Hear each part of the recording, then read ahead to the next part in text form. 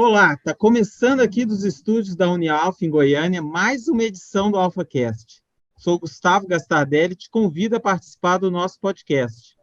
Hoje estamos com ninguém mais, ninguém menos que José Benevides Romano, o Bené, um conhecido meu de muitos anos e que eu fico muito feliz de recebê-lo agora no AlfaCast. Deixe seu like e faça seu comentário. Tudo isso é muito importante para o nosso canal. A gente, às vezes, Bené, fala assim, pô, vou assistir, não vou dar like. Mas para o podcast é muito importante, né? É muito importante. Seja bem-vindo, Bené. Feliz demais de você estar aqui, ter aceitado o nosso convite. Eu acho que isso faz toda a diferença para quem está nos assistindo. A gente tem alunos, tem pessoal da comunidade, tem empresários. É bem, é bem assim, tem de várias pessoas. Mas o AlfaCast tem tido um sucesso bem legal.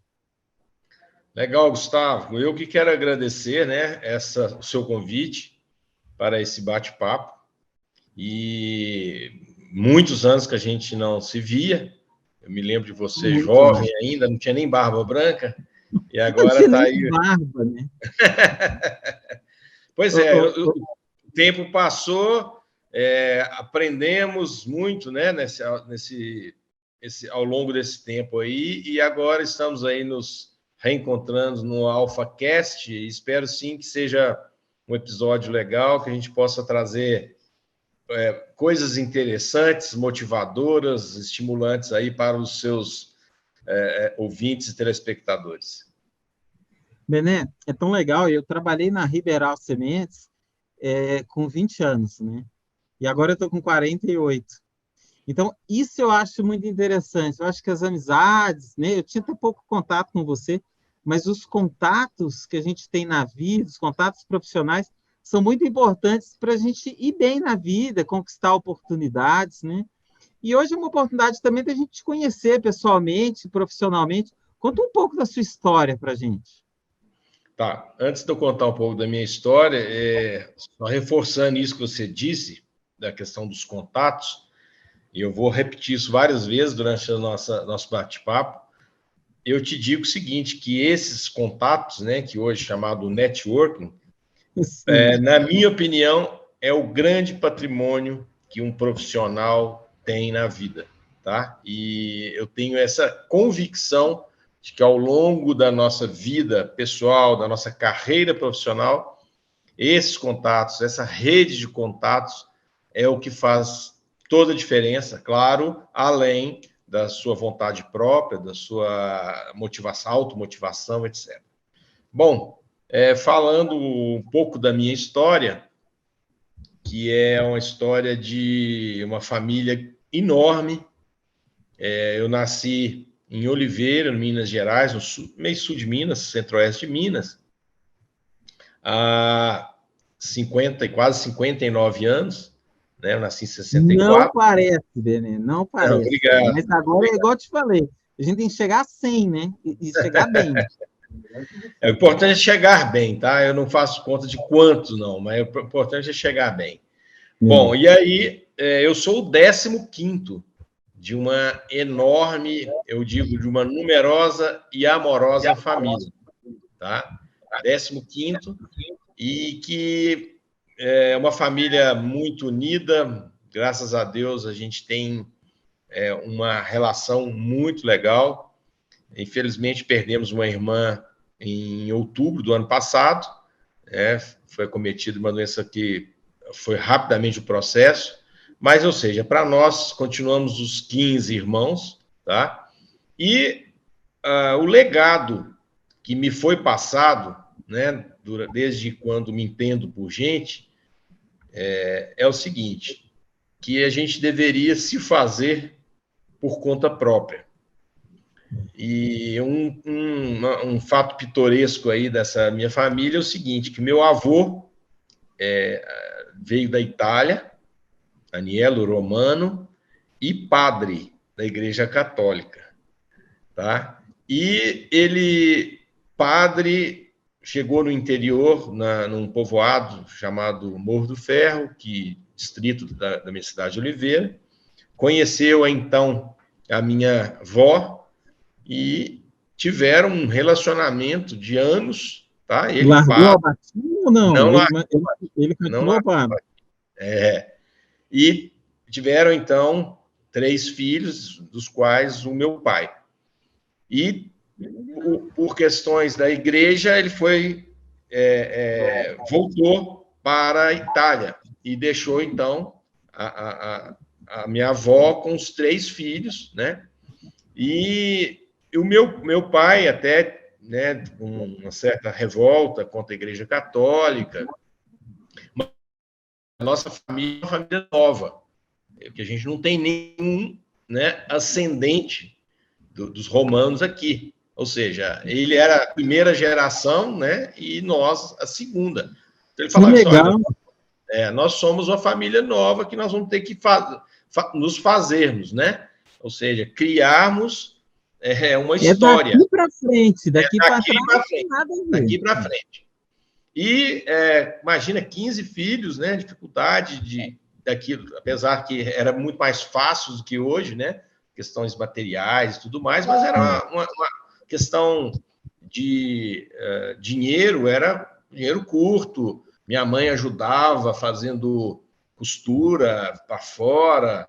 Meu pai era dentista prático, mas era um cara muito idealista e ajudava muitos outros também, enfim. Mas eu sei que o que ficou para mim, e quando eu já menino, eu já tinha irmãos de 20 anos, né? Eu tenho uma diferença grande com os meus irmãos mais velhos. E meus irmãos saíram cedo de casa para trabalhar, principalmente estudar e trabalhar. E o meu pai falava, olha, eu não vou deixar nada para vocês a não ser conhecimento, inteligência e estudo. E batalhava o seguinte, para que todos tivessem escolaridade. Tanto que quando... Bené, não te cortando, mas eu Pois acho não? que é legal. Você sabe que quando você fala que seu pai falou para você que tem que ter estudo, é uma coisa que eu valorizo e acho muito interessante e importante. A gente vive uma geração agora, Bené, que já fala que não precisa muito de estudo. E eu acho que isso atrasa o Brasil. Sem dúvida, sem dúvida. Que tem uma leva de pessoas que não acreditam mais que precisa estudar. Dentro disso que você falou aí, na minha opinião, é que as pessoas acham que estão sabendo das coisas. Você pega aí a moçadinha nova, eles interpretam como pessoas sábias, pessoas conhecedoras, e na verdade é o seguinte, eles recebem sim uma enxurrada de informações que há 10, 20, 30 anos não se tinha, claro, né? Hoje tem internet aí, informação em tempo real, em qualquer lugar do mundo, mas são informações rasas e de uma forma geral, de péssima qualidade e, de pior ainda, você não sabe se é verdade ou não é. E aí, eles, na minha opinião, uma geração aí, elas se acham que tem o conhecimento, mas isso não é conhecimento, isso é uma informação e muitas das vezes, como eu disse, de baixa qualidade, sem confiabilidade, né? E sem profundidade. Aí, voltando então ao caso aí, eu cresci com isso na minha cabeça e tive irmãos, eu me lembro, eu tinha 9 anos quando meu pai faleceu, então assim, eu tive pouca convivência com ele, né?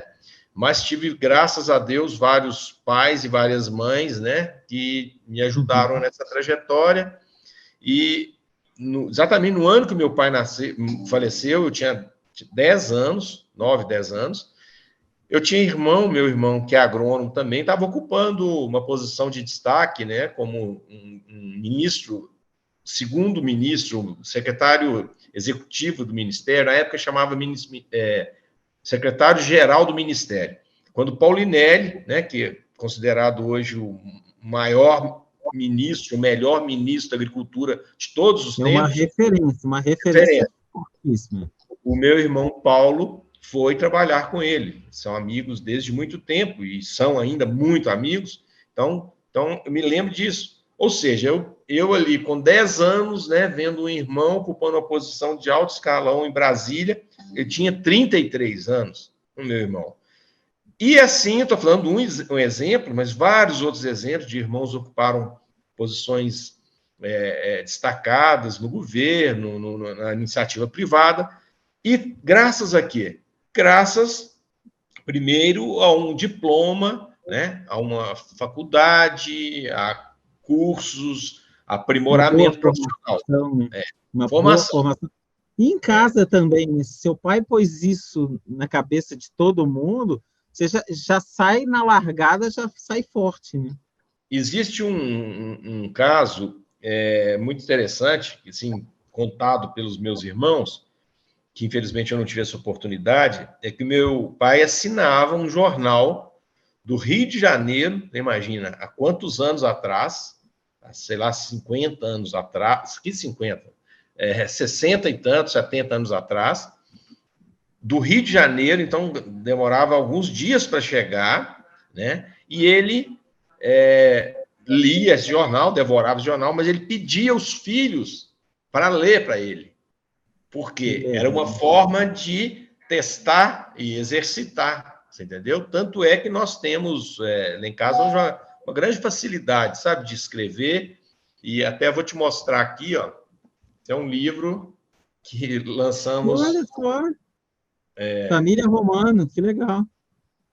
A partir do seu pai, ou a Na partir do, verdade, do padre. foi escrito pelos 15 filhos, Olha só. que contam, cada um conta a sua história, né? Que é uma coxa de retalho e que, no fundo, a linha condutora é a mesma, né? De amor, de carinho, de dedicação. Honestidade, né? Exatamente.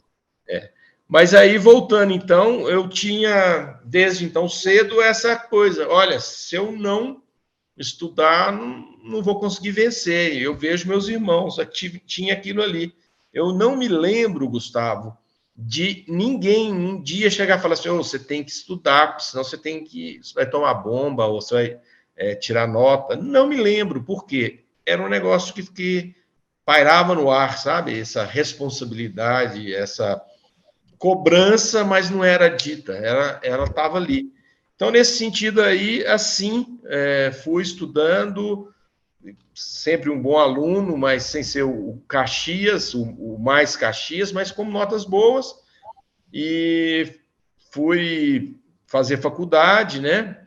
Escolhi agronomia, um pouco por influência desse meu irmão, e por, claro, também a infância no interior, né, de passar férias em fazenda, essa coisa toda. E fiz, então, agronomia em Lavras, me formei lá em Lavras, vim trabalhar aqui no Alto Paranaíba, depois fui para Goiás, e sempre, assim, um perfil que eu tenho, que eu me lembro do meu primeiro trabalho, a cooperativa de Cotia, arrumei uma área de soja para arrendar, plantei 32 hectares, né? Olha só. Depois fui ser sócio de um empreendimento em Goiás, que infelizmente não deu certo, mas foi uma bruta experiência. Depois vim para Patos de Minas, né? Onde nós nos encontramos, trabalhar na Ribeirão, onde me casei, tive 2 filhos, né? Os meus filhos hoje moram em São Paulo. E a partir Seus filhos daí, são grandes, né? Seus filhos são quantos sim, anos? o mais velho já tem 27, já está casado, casou no final do ano passado, é o Felipe, e o Matheus tem 25, e vai fazer em junho, tá? Esse está solteiro e uns 2 Daqui a pouco trabalhando. você é avô, então, Bené. Eu estou muito animado com essa possibilidade. Muito animado. Que Afinal de contas, legal! é o ciclo da vida, né, Gustavo? É o ciclo da vida. Uhum. Você Mas, educou 2 filhos, agora você tem que deseducar os netos. boa, É o boa. caminho, é o É isso caminho. aí.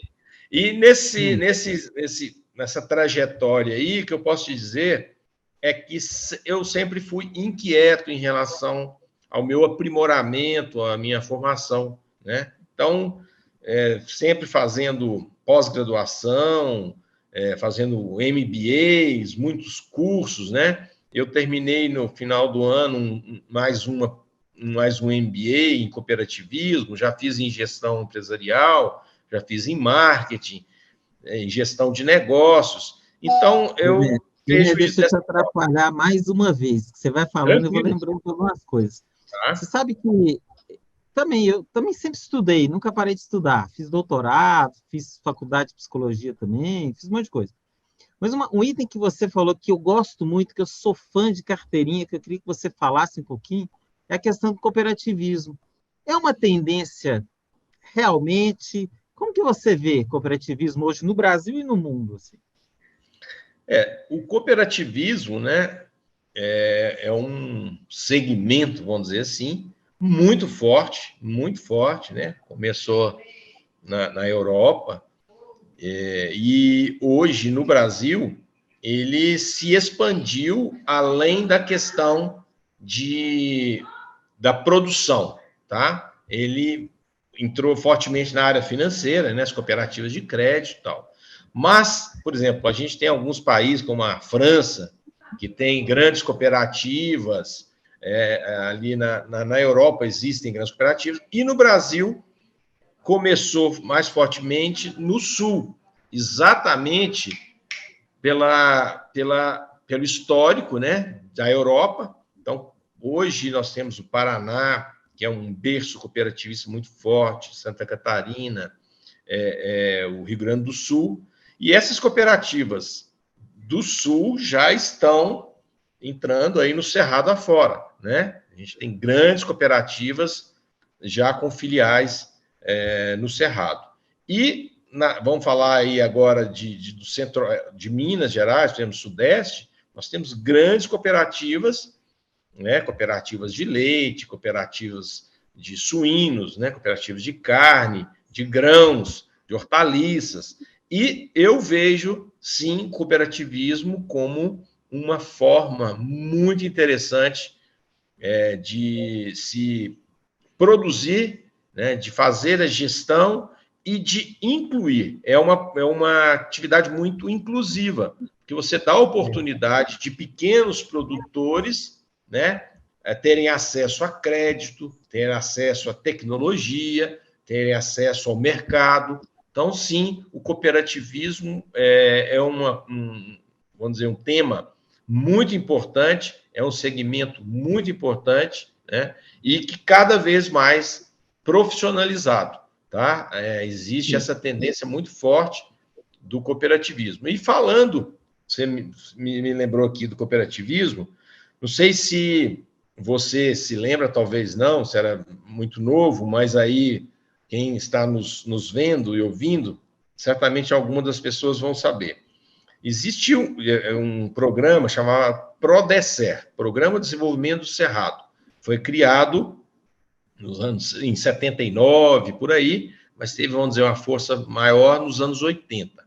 Tá? É um programa que foi desenvolvido por uma empresa nipo-brasileira, chamada Campo, Companhia de Promoção Agrícola, e que fez todos os projetos de desenvolvimento do Cerrado. Tá?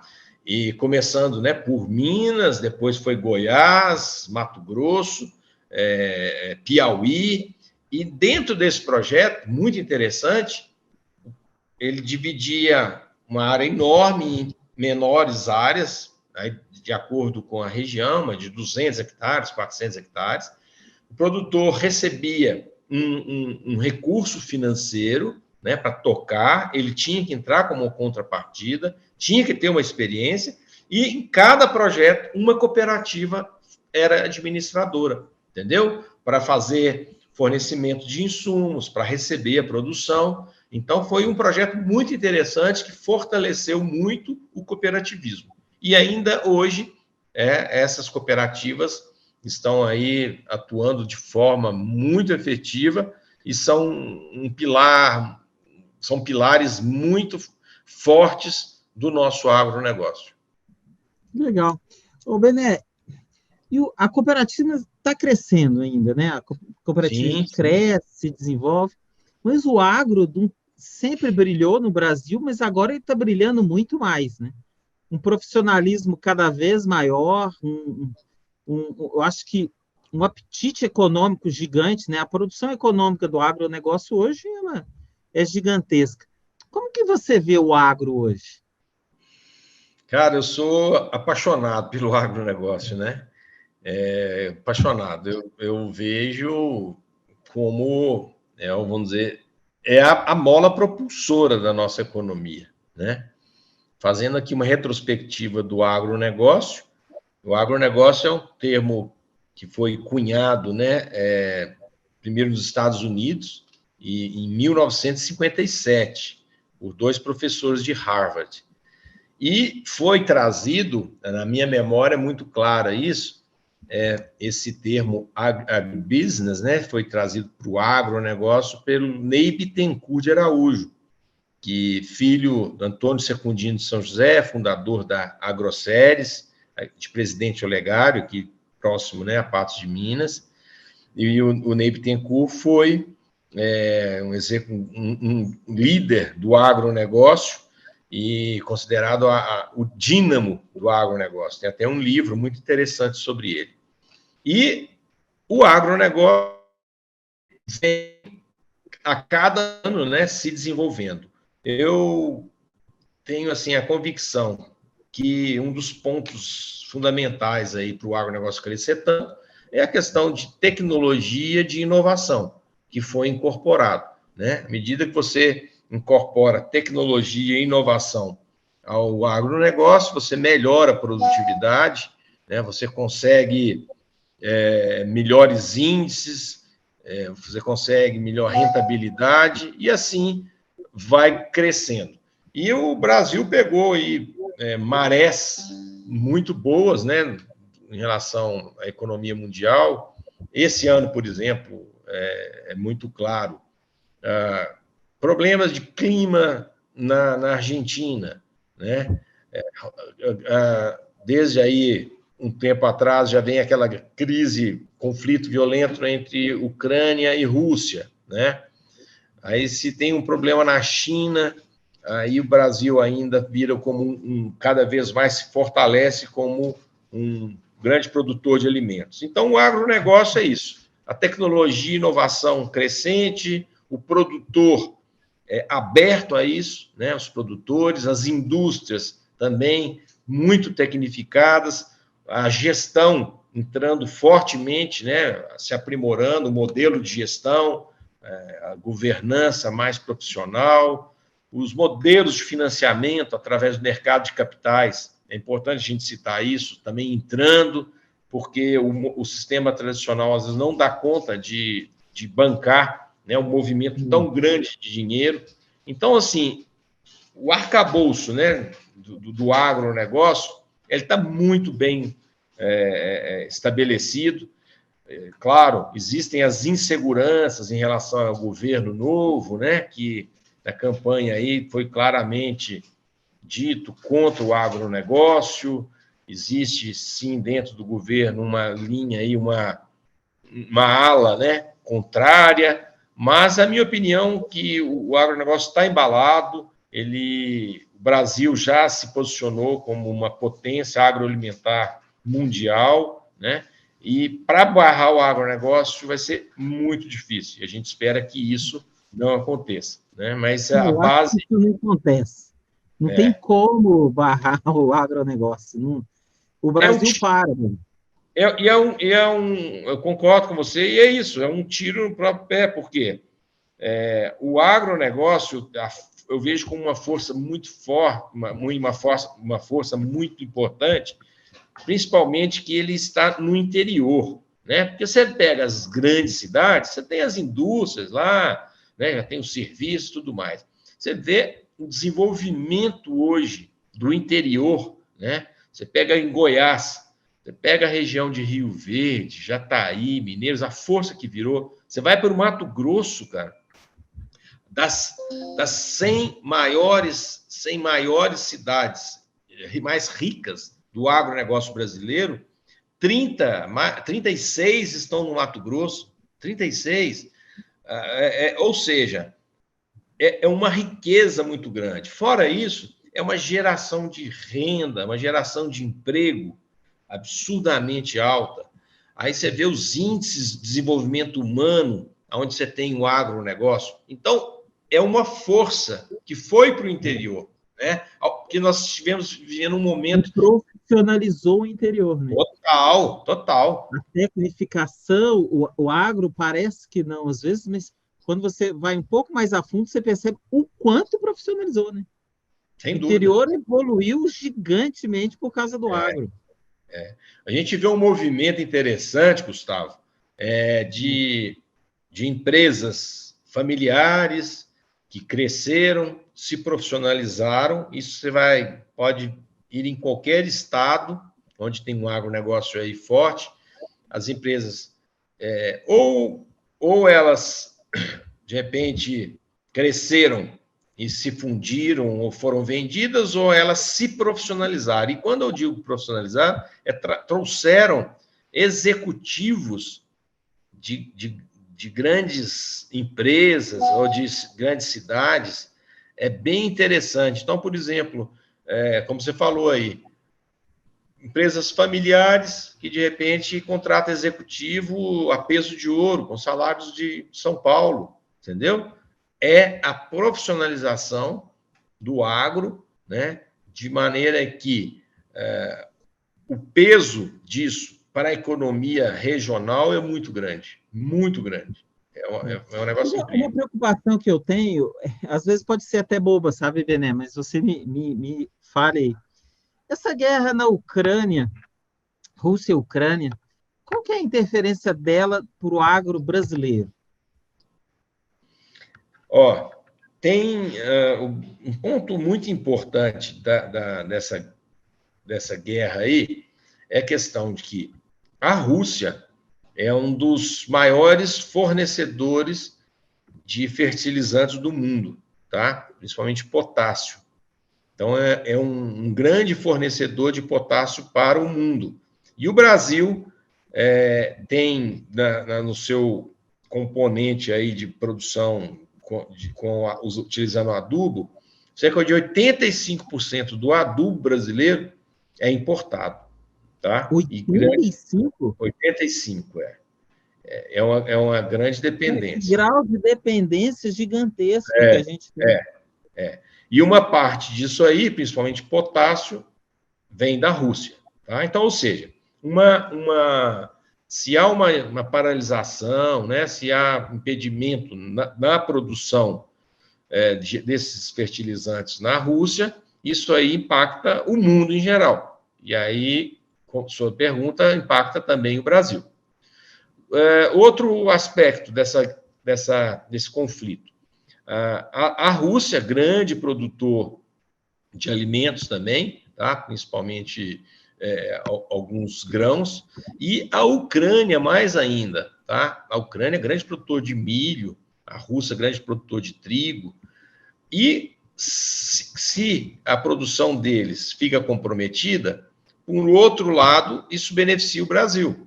Por quê? Você tem menos oferta, joga menos oferta no mercado mundial, né? O Brasil vai ter o produto para abastecer essas lacunas, aumenta a exportação, melhora a balança, melhora o preço, que é dolarizado, etc. Então, assim, tem aspectos positivos e aspectos negativos. Claro, a gente está falando aqui no aspecto da economia. Claro que qualquer guerra, o aspecto é puramente negativo. Você está falando de... A guerra é horrível, né? Mas Exatamente. existem as consequências dela, que cada país tem que fazer o seu, Exato. né? Um outro aspecto dessa guerra aí, que eu diria negativo também, é a questão de logística, né? Porque à medida que você tem algum embargo aí, né, por questão de acesso aos portos e tudo mais, você encarece o transporte, você cria, né, um rush no transporte, na logística, isso aí impacta o custo, né, do trânsito de navios, tá? Ou seja, é uma guerra indesejável, é uma guerra que a gente não sabe até quando vai, que ainda está se arrastando, né? E vai se adequando aí, questão de fertilizantes. teve um momento que não estava tendo embarque, hoje já aconteceram, né, alguns embarques de lá para cá. Hoje o mercado, em termos de fertilizante, está restabelecido, o preço até mais baixo que alguns meses anteriores. Já está no mesmo patamar de antes da guerra? Na verdade, é o seguinte, ele está mais, que ele esteve muito alto, né, em função da guerra, muito alto, mas hoje, então, para a safra, vou falar em termos de safra, quando os produtores compraram para plantar a safra de verão, ou seja, em setembro, outubro, né, de 2022, estava muito mais caro do que hoje. Então, hoje está mais barato do que o plantio da safra, entendeu? Que interessante. O mercado é assim, né, Gustavo? Ele tende a um equilíbrio, né? E um ponto importante, por exemplo, que você assustou aí, né, quando eu falei que o Brasil é dependente de 85%. Isso fez com que o governo criasse o PNL, né? PNF, Programa Nacional de Fertilizantes. Por quê? Porque não podemos, com um agronegócio tão pujante, ficarmos dependendo, né, de uma matéria-prima tão importante, que é o fertilizante, com esse nível de dependência. Então, está se estudando maneiras, fazendo estudos aí de exploração de algumas minas, retomando alguns projetos que estavam abandonados, etc. Ou seja, o Brasil precisa se movimentar para diminuir. Eu não acho que vai ser 100% autossuficiente, por questão até mesmo de algumas jazidas, né, alguns elementos, mas, enfim, se a gente conseguir diminuir, o que conseguirmos diminuir, será bem-vindo, será importante para o agronegócio. E é bom, né? A dependência sempre é ruim, né? Depender. Perigosa, muito perigosa. Diminuir a dependência é muito bacana. Eu vejo que o agro tem uma tendência sempre boa, né? Outra coisa que eu queria te perguntar era o seguinte: ano passado teve muito essa questão de estou derrubando a floresta amazônica, né? Tinha muito disso. Eu estava conversando com um amigo, ele falou assim, que é agrônomo, ele falou assim, Gustavo, isso quase que não tem nada a ver com o agronegócio. O agro, ele passa longe disso. Explica um pouco para a gente essa questão. O pessoal desmata mesmo, não desmata? Quais são as regiões que a gente produz? Fala um pouco disso para a gente, Bené. Tá. É verdade que, eu digo, da campanha eleitoral, né, do ano passado para cá, a gente viveu momentos muito, eu uso o adjetivo, muito chatos, porque virou uma polarização muito grande, né? Muito grande. Então, às vezes, muitas das vezes, você ouvia coisas de um lado ou de outro que, com certo radicalismo, né? E com uma polarização política muito forte e que não condizia com a realidade. E em relação ao agro, em relação à questão ambiental, esse é um ponto que, principalmente, né, o pessoal da esquerda sempre pegou muito, né? Então, o agronegócio hoje, Gustavo, ele vem aumentando a sua produtividade graças ao nível de investimento em tecnologia, nem tanto ao aumento de área, tá? Dados, por exemplo... Não é a área plantada, né? É como não. você utiliza a área que já existe. Exatamente. Então, por exemplo, nos últimos 4 anos, né, o Brasil aumentou a sua produção em cerca de 70 milhões de toneladas, tá? 70 milhões de toneladas. Esse ano nós vamos ultrapassar as 300 milhões de toneladas. E a área aumentou em hectares sem destruir uma árvore sequer, sem invadir nada. Por quê? Ela está aumentando em cima de pastagens degradadas, em cima de rotação de cultura, em cima de área de eucalipto, que é uma floresta controlada, né? Floresta Sim, sim. plantada e conduzida para ali tem todo um controle dos órgãos ambientais. Enfim, o Brasil hoje, claro, tem números diferentes, mas vou falar arredondada, 80 milhões de hectares em pastagens degradadas, pastagens que precisam ser recuperadas. Ou seja, se isso incorporado, né, à produção, nós vamos ser os maiores produtores de alimentos do mundo, praticamente de tudo, né? Ou seja, essas informações sobre desmatamento na Amazônia, elas acontecem, sim. Agora, que são? Isso aí é garimpeiro, isso aí é um poceiro, às vezes sim um pecuarista que está agindo contra a lei e derruba para fazer pasto.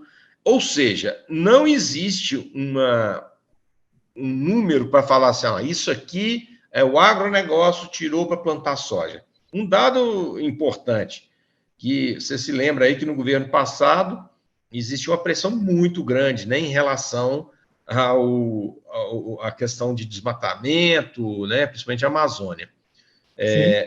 Saiu agora recente o Instituto Nacional de Pesquisa Espacial, o INPE, né, tem satélites, então ele tem um departamento lá com os satélites na Amazônia. Em fevereiro, foi um dado recorde, um desmatamento recorde. Ou seja, então, assim, quem estava acusando, né, o governo passado de ser um vilão, esse ano está vamos dizer, a conta é deles. Mas, ou seja, não é uma ação do agronegócio, não é uma ação dos agricultores, não, né? Não. O que eu posso te dizer é que o agronegócio está cada vez mais forte, cada vez mais produtivo e eficiente, sem a necessidade de entrar na Amazônia. Não precisa disso e não está fazendo isso, tá? Entendi. Outra bacana, muito legal saber sua opinião sobre isso, Benê. Outra coisa também que é forte no agronegócio, que eu queria que você desse uma pincelada aí para a gente, é a questão da tecnificação. Né? Cada dia que passa tem mais tecnologia, né? O agronegócio está produzindo mais num espaço às vezes menor, né? Fala um pouco da gente a importância dessa tecnologia, a importância de estar incorporando mais profissionalização no agro. Sim, sim. Como eu disse, né, o agronegócio, o grande trunfo, né, motivo desse crescimento aí, eu considero exatamente a adoção de tecnologia, de inovações. E, claro, a abertura dos empresários para incorporarem isso. Uma coisa é você ter disponível, outra coisa é você aplicá-la, né? Nem todo mundo vai de uma vez, né? Tem aquela primeira Exatamente. parcela que gosta de tecnologia, tem quem acompanha, e tem aquele cara que está lá atrás que vai entrar 10 anos depois, né? Mas, Gustavo, eu posso te dizer, cara, hoje no agronegócio não tem mais esse. Esse Não aí tem já. mais esse espaço para Não, esse cara último, né? não tem. É um negócio absurdo.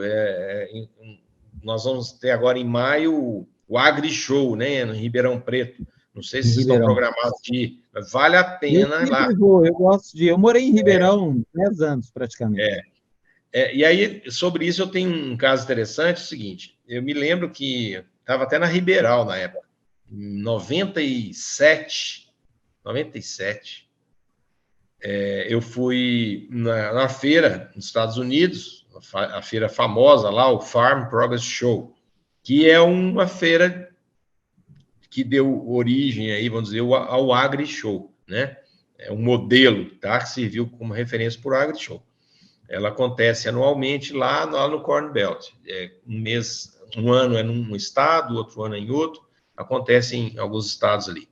E eu me lembro, então, que eu fui lá, eu fiquei assustado, né, ao ver o tamanho das máquinas, ao ver o tamanho dos caminhões, das carretas, negócio absurdo, né? Falei, caramba, que loucura isso aqui, tecnologia embarcada, muito, muito grande. E aí, não é que hoje as máquinas nossas estão maiores do que as deles. Por quê? Porque lá o tamanho médio na fazenda é 400 hectares, 500, sei lá. Aqui, você vai no Mato Grosso, uma fazenda média é 3 mil, 5 mil. Ou seja, e um outro detalhe fundamental é que no Brasil nós conseguimos o advento das duas safras, né? Safra e safrinha, que não pode chamar mais de safrinha, a gente chama safra de inverno ou segunda safra. Por quê? Não chama mais safrinha? Não, a gente se fala, mas não é, porque Sempre safrinha. falei safrinha, até ontem, né? Hoje eu vou Ô, falar diferente. Gustavo, safrinha era porque é o seguinte: quando a gente começou a vender semente para safrinha, o que Sim, era? Tinha a safra verão, que era a safra grande, tá? sim. E alguns produtores falavam assim: eu vou experimentar fazer uma safra. Ele colhia soja, vou experimentar fazer uma Uhum. safra de milho. E plantava um milho na época que dava, na época possível, e ficava o seguinte: se chovia, ele colhia, se não chovia, virava palha, aquele negócio todo. Só que a pesquisa, aí de novo a pesquisa, né? A gente falou de inovação, de tecnologia, a pesquisa veio e fez o seguinte: cara, nós precisamos de otimizar esse recurso que nós temos, recurso de clima, de sol, de temperatura, tá? De umidade. Precisamos de otimizar isso aí. Então veio plantio direto, você não mexe no solo, você ganha tempo, você mantém a umidade do solo, e aí você vem com uma soja, precisamos encurtar o período da soja, então vamos criar uma soja precoce. Então planta-se uma soja precoce, você tira ela em janeiro, tá? Tira a soja em janeiro, o milho vai pegar as chuvas. Janeiro, fevereiro, março. Pronto. Então você faz safra, uma primeira safra e uma segunda safra. Então, no início era uma safrinha. Por quê? Era Agora é safona. altamente produtivo. Não, e hoje é o seguinte: a produção de milho brasileira é na segunda safra. O Olha grosso só. o grosso. Então, se nós temos o verão, onde se planta a soja, e na segunda safra é o milho, tá? Tem milho no verão? Tem, mas é uma área menor, é uma área Menor. muito voltada para silagem, tá? Mas o grosso é soja no verão e depois vem a segunda safra com o milho. Então não é Que mais legal. safrinha, entendeu? Que Mas legal. a gente estava falando de tecnologia, né? Tecnificação, é. Tecnificação. Ou seja, isso aí é tecnificação, é pesquisa. Eu estava falando dos Estados Unidos. E hoje, então, cara, o maquinário que nós temos é um maquinário muito maior que o deles. Por quê? Porque nós precisamos de plantar num período curto, tá? Então precisa de máquinas grandes, velozes, tecnificadas, e precisamos de colheitadeira também para fazer uma colheita rápida para vir uma segundo plantio. No caso do soja, sai a soja e entra o milho. Então, hoje, um americano que vai num agri-show, ele vai ficar espantado vendo, puxa vida, as máquinas no Brasil estão maiores do que as nossas nos Estados Unidos, né? Que legal, que legal. É, Vão é isso aí. assustar com o tamanho das nossas máquinas aí. É. Sabe, E a, Danilo, e a tecnologia que sai lá, imediatamente vem para cá. Então, ou seja, nós não estamos com nenhuma defasagem não tem mais esse tecnológica. gap. A gente está Não pau a tem. pau em tecnologia. Exatamente. Exatamente. Cara, isso é um Tá? avanço para o Brasil, né? Isso é uma coisa muito bacana. Né? Porque as indústrias de máquinas, por exemplo, né, que hoje todas têm fábrica aqui, o volume que elas vendem aqui é muito maior do que lá, né? Então é isso, é o Brasil, o agro brasileiro realmente dando show, né? para o mundo. Legal. E no mundo, quem que são os grandes players do agro, assim, por exemplo? O Brasil é um grande produtor, os Estados Unidos é um grande produtor. O Temos a que mais? China, A tem China é maior que a Rússia em produção?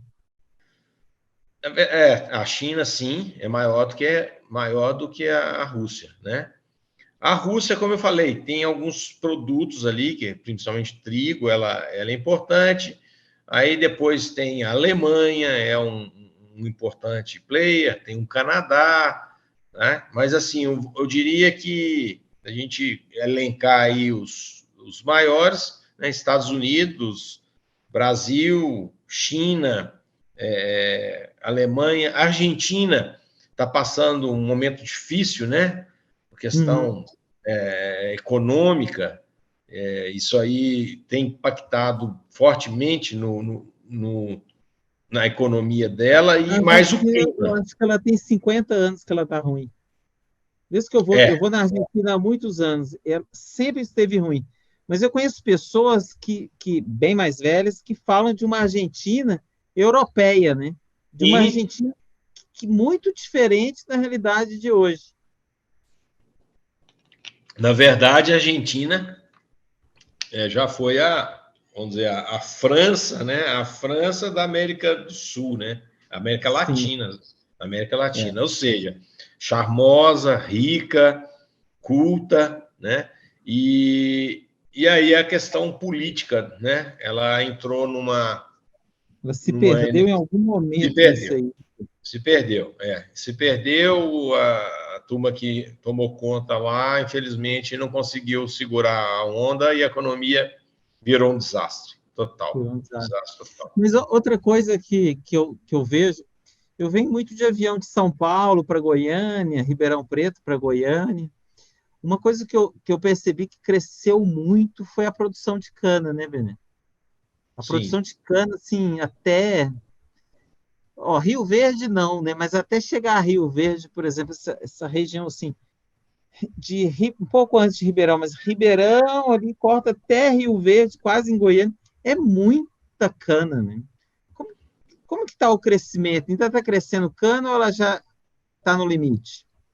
não, na verdade a cana, ela sempre foi uma cultura forte que passou, vamos dizer, por altos e baixos, né? Ela foi fortalecida aí na época do Proálcool, né? Aquele programa Sim. de produção de etanol. Aí veio uma fase muito ruim, uma quebradeira geral. E hoje eu diria que a cana está vivendo um momento aí de não há crescimento. Não vejo Não como é, crescimento. não há. Não, não, não. Mesmo porque a soja tem ocupado muito espaço, né? A soja há muitos anos ela vem ocupando espaço grande na questão de área, porque rentabilidade boa, é um produto de exportação, né? Hoje o Brasil é o maior produtor de soja, o maior exportador de soja. Então, a soja, ela realmente ela se posicionou como uma cultura muito importante, ela tem uma importância muito grande. E a cana, ela depende muito isso de políticas do governo em relação Incentivo, né? de incentivo, de percentual de etanol, né? Ah, não, se a cana está ruim, vamos para o açúcar, mas aí tem um mercado internacional. Então, assim, eu diria que a turma não tem crescido em termos de área de cana, tá? Mas a tecnologia, sim, muito presente também. A tecnologia é crescente como em todo o agronegócio. O agro. O agro hoje não vive sem tecnologia, né? A gente Não, voltaria a um nível de produção muito baixo que é impossível, assim. Não é. tem como voltar naqueles índices, né? Agora, Uhum. eu vejo que esse movimento tem colocado o agronegócio muito na mídia, e eu acho isso muito bom. Você sabe que temos muitos alunos interessados no agronegócio, as engenharias, não só a agronomia, mas diversas engenharias já estão muito mais focadas no agronegócio. e muito também ciência da computação, né? A internet das coisas, a questão de várias tecnologias que não é só a planta, nem a química, eu diria assim, mas a tecnologia envolvida, né? O drone revolucionou muito do agro, né? Você está falando aí dessa questão, né, dos outros cursos e tudo mais. Eu acho que vale a pena a gente falar aqui, Gustavo, porque certamente teremos aí estudantes de outros cursos que não sejam ligados diretamente ao agro. O que é? Porque às vezes a pessoa acha que o agronegócio é tem alguém insistindo aqui, me ligando. Tem gente que acha que o agro... Não. Vamos lá, deixa eu voltar. Tem gente que não tem ideia do que é o agronegócio. E muitos estudantes de outros cursos entendem o agronegócio como uma coisa da agricultura. Você entendeu? A questão o agro é muito mais do que isso. O agro, ele é a junção da parte agrícola, né? Antes da parte agrícola tem todos os insumos, os adubos, máquinas, né? Os componentes eletrônicos. Depois da produção feita, você tem a parte de beneficiamento, logística, transporte, comercialização. Ou seja, o cara que está na administração, né, de uma empresa de um supermercado, ele está trabalhando com o agronegócio, na cadeia do agro. Sim.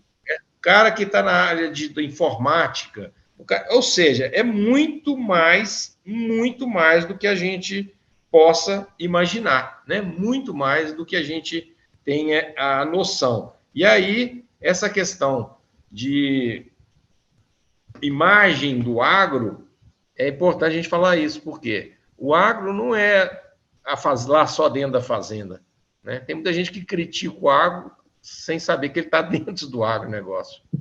Verdade. É a realidade, é a realidade. Sabe que eu acho que eu tenho uma crença que é o seguinte, eu acho que a gente tem que criticar menos e fazer mais. Uhum. Então, se a gente focasse a energia da gente fazendo o que precisa ser feito, a gente resolvia muito mais do que criticar. Né? A crítica não resolve muito. Bené, mas olha, já passou 50 minutos da nossa conversa. Caramba! Foi super rápido assim. Caramba, e gostoso, bom demais conversar com você. Obrigado. Mas, Bené, eu sempre faço uma pergunta para quem eu entrevisto, que, eu sei um pouco da sua história, muito pouco, né? Mas acompanhe, porque né, a gente trabalhou junto, tinha 18 para 19 anos, e também adoro Patos, então eu vou sempre a Patos. Eu falo sempre que Patos é a melhor cidade do mundo. Nem todo mundo acredita, mas alguns acreditam, mas é verdade. Né? Se amanhã fosse o último dia, qual que era o seu legado, Bené? O que é o seu legado? O que você deixa assim? Gustavo, um preceito da minha vida é servir, é ajudar, é contribuir.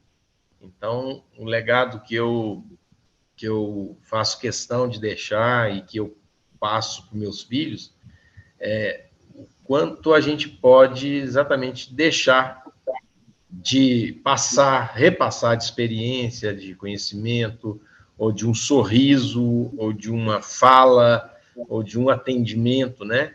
Então, eu adoro servir, eu adoro poder contribuir. Então, o meu legado, eu diria que é esse, né? E estando no agronegócio, a gente, né, é um tema que a gente falou aí muito, eu tenho, assim, tomei como missão exatamente isso, é contribuir com o agronegócio, que é um segmento tão importante, tão combatido às vezes. Eu tenho um programa na Jovem Pan Patos, né, chamado Agro em Foco, em que a gente fala sobre o agronegócio, para que as pessoas que sejam do agro, elas falem, que legal, está falando, né, do nosso agro, né?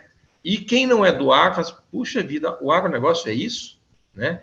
Eu estava hoje escrevendo um próximo episódio, vou dar um spoiler aqui, tá? Semana passada eu estava lá em São Paulo também, e na Avenida Paulista, vendo os caras, tanto de mendigo, muito triste, né? Muito mendigo, pedinte, pedindo comida, revirando lixo. Aí eu via lá os executivos de terninho andando, via os estudantes saindo, via a turma de cabelo pintado andando, e eu falava, cara, esse pessoal aqui não tem nem ideia, né, do que é o agronegócio, não tem nem ideia. O cara entra num supermercado, tá ali aqueles produtos todos à mostra ali, tudo lindo, qualidade, quantidade. Ele vai num restaurante chique, ele pede tudo, paga caro, e parabéns, bebe um bom vinho, bebe, tá. Aí fala assim, cara, você sabe o que é o agronegócio? Não, não. É o seguinte, o mendigo, o executivo, o estudante, o cabelo colorido, o cara que trabalha, o garçom, o chefe, todo mundo se alimenta do agronegócio, todo mundo põe a roupa do agronegócio, todo mundo escreve com lápis do agronegócio, todo mundo tem uma cadeira de madeira do agronegócio, abastece o carro com o etanol do agronegócio. Então, eu tomei isso, sabe, como não é missão, não, porque é como uma coisa prazerosa de poder divulgar mais sobre o agronegócio, falar, exatamente, principalmente para as pessoas que não têm o conhecimento e que muitas das vezes criticam, né? Então, eu acho muito legal essa oportunidade que a gente está tendo de conversar, não só de te rever, né, ver o quanto você também se desenvolveu, Pessoas de cresceu. cabelo branco, né? Então, e é isso, cara. O legado é esse, de servir, de contribuir com a sociedade, de poder fazer essa diferença e, especificamente no agronegócio, poder passar essa mensagem positiva aí para esse segmento tão combatido e muitas das vezes não valorizado ou até desvalorizado. Você sabe que eu trabalho com educação há muitos anos. E a educação também passa por isso. As pessoas criticam a educação, às vezes, sem conhecer. E eu já passei pelo que você falou aí, a questão do agronegócio. Eu acho que as pessoas olham um profissional bem-sucedido, ou não só em riqueza, não estou falando só em dinheiro que ele Material, nada é recebe para material. ele, mas também uma capacidade de fala, uma capacidade de síntese, uma inteligência para resolver algum problema, alguma questão. O desenvolvimento pessoal, o autoconhecimento dele, isso vem da educação, Sem dúvida. formal e informal, né? Hoje eu conversando com você foi muito bom para mim, conheci outras coisas, a gente se desenvolveu, então isso é legal. E as pessoas não percebem também o valor da educação. Então, é o que eu te falei da crítica. Às vezes, só quem está vivendo aquele negócio, aquela situação, sabe onde o calo aperta, né? Só quem. Ah, o agronegócio gera dinheiro. Tá, mas o cara tem que ralar muito, tem que ter o E o curso sol a na sol, mão, a chuva. sol a sol, a agroeconomia pura, né? Você plantou, está valendo uma coisa, quando vai colher é outra, né? Você tem que ter um planejamento gigante. E nisso a gente observa bacana, pelo que você falou e o que eu acabei de falar, que é a cadeia de valor do Porter, né? A gente precisa entender toda a cadeia de valor. Você não é só o agro, né? Não é só plantar. Plantar é uma coisa. Se você plantar e não tiver quem leva ou não tiver para quem vender, Exatamente. não te resolve nada, né? E se você não plantar com a qualidade, não plantar com a produtividade, aí vai inúmeras coisas, né? Então, eu acho que é um respeito que a gente precisa ter a todos os profissionais, mas no caso aqui, um respeito grande ao profissional do agronegócio que faz acontecer. Não tem o cara mais ou menos, né? Ele tem que fazer acontecer. Não dá para Isso ser mais ou menos. Falou tudo.